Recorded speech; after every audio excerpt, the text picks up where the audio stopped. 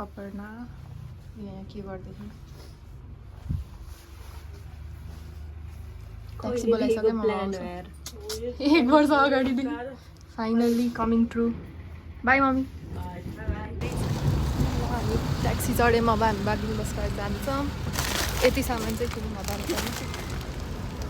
गाइजहरू hello ल guys हामी चाहिँ हाम्रो गाडीमा चढ्यौँ यहाँबाट फेरि उता पुगेर अपर्णाको इच्छा पुरा गर्यो फेरि ल हामीले भर्खर सामान किनमेल गरेर आयौँ ल भनिदेऊ के भन्ने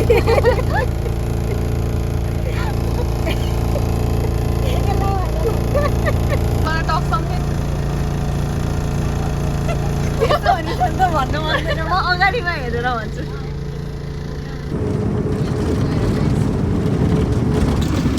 चाहिँ भर्खरै के अरे घट्टे खोला कट्यो लास्टै ढिलो गराइदियो अर्को गाडी चेन्ज गराइदियो क्या अझ टोरीहरूले त्यता हेरिरहेको यस्तो छ हालत तर सिट चाहिँ सबै रहेछ कम्फर्टेबलै पाइयो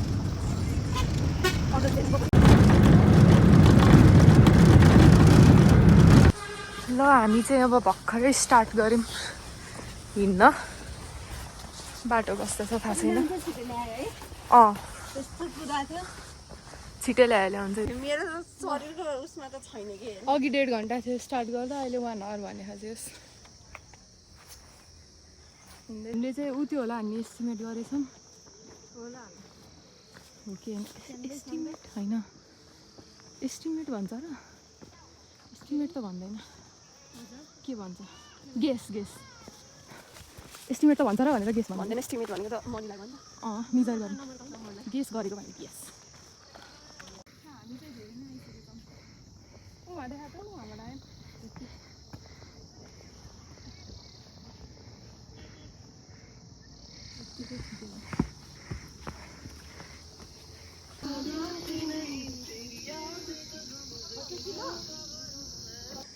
यहाँ यसै 500 र भयो ढिलो भयो उहाँ माथि पुग्नु हो उहाँ म्याडम रबर खोज्न फर्किनु भयो चढेको बाटोको फर्किन्छ कि कति होइन र भने अब कतिखेर आउने हो यो मन जान्दिनँ यार खोजेरै ल्याइ यार रबर ल अति हो यार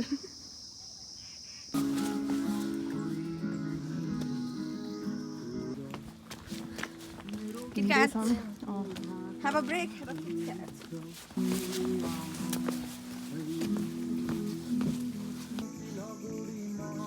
कस्तो दामी देख्यो ठ्याक्कै आइपुगेछौँ हामी यहाँ हामी भर्खरै आइपुग्यौँ होला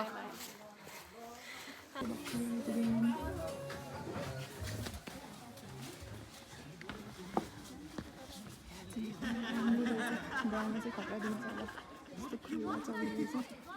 टिम रहेछ कुन अरे हाम्रो तलकै nice so this is our room भर्खरै आइपुग्यौँ यो यस्तो बेड यसलाई हामीले बिचमा राखिदियौँ यो मेरो बेड खास मेरो इन्टेन्सन त थिएन तर पर्दा मिलाउन जाने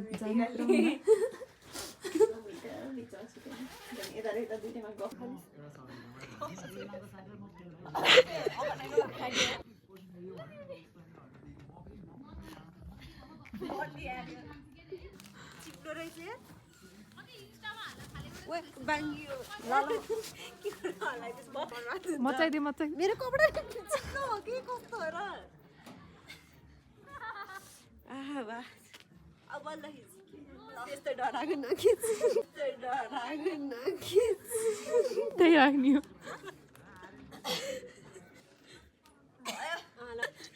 म आफै गर्छु अनि गर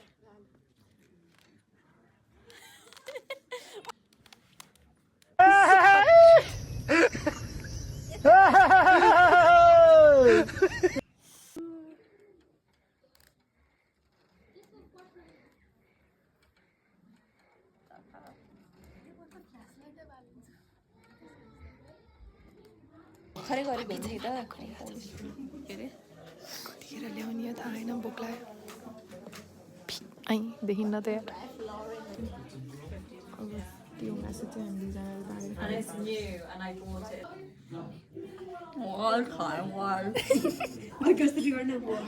खायो यार हामी आज सबैले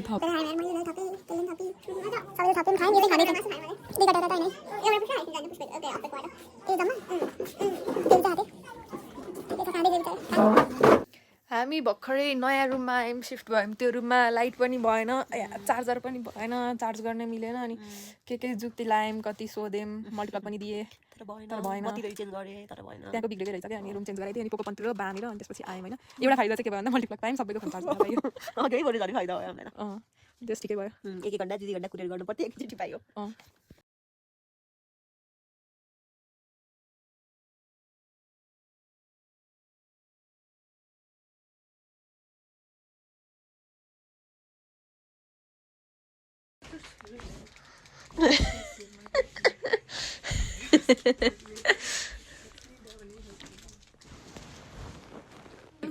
अनि थर्ड पाइला चाहिँ अब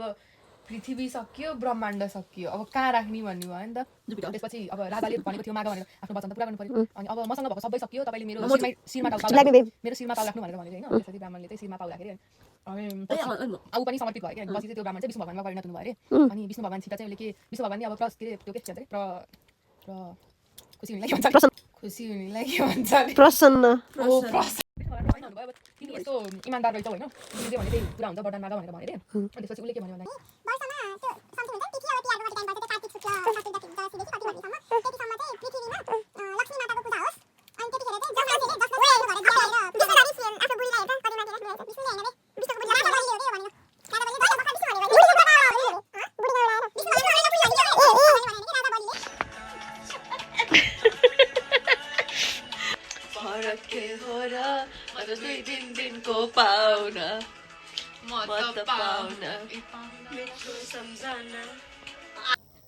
हामी भर्खरै म चाहिँ भर्खरै रेडी भएर आएँ यो चाहिँ अघि नै आइसकेको थिएँ यस्तो खर्चा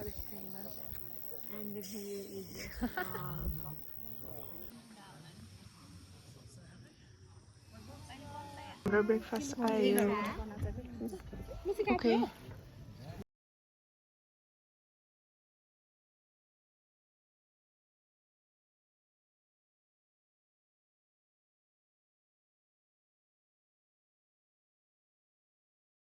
ल हामी अब निस्क्यौँ हामी हिँडेर अब धम्पुस जाँदैछौँ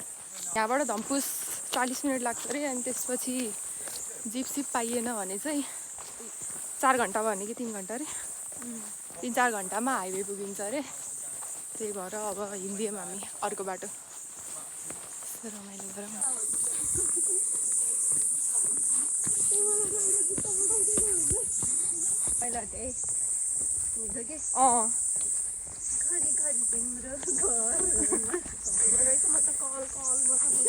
पहिला हामी भर्खरै धम्पुस आइपुग्यौँ बाटोमा टिकटक बनाउँदै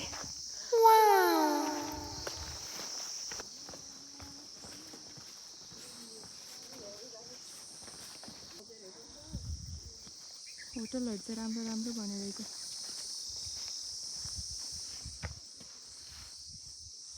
पुलिस स्टेसन अब हामी यहाँबाट हिँड्न थाल्यौँ टोरीहरू जिप्काले के भन्छ अरे 3 जना है जम्मा 2000 रे अनि त्यो पनि अझ हरिचोकसम्म त्यो पनि हरिचोकसम्म अरे कहाँ हुन्छ त्यस्तो हामी हिँड्छौँ नि बरु नि फेरि धेरै नि रहन्छ कि धेरै ड्याङ हिँड्नेलाई आधी घन्टा अरे न तपाईँहरूलाई 45 मिनट धेरै लाग्यो 1 घन्टा अरे त्यति त के हो र होइन हाम्रो लागि विश्राम लिँदैछौँ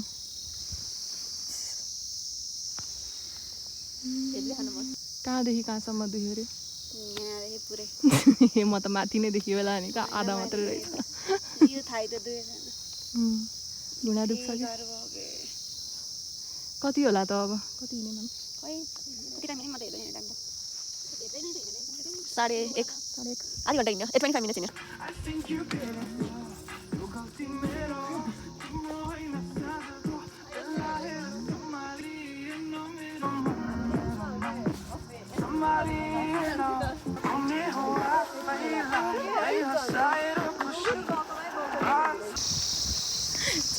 ऐना भन्दैछु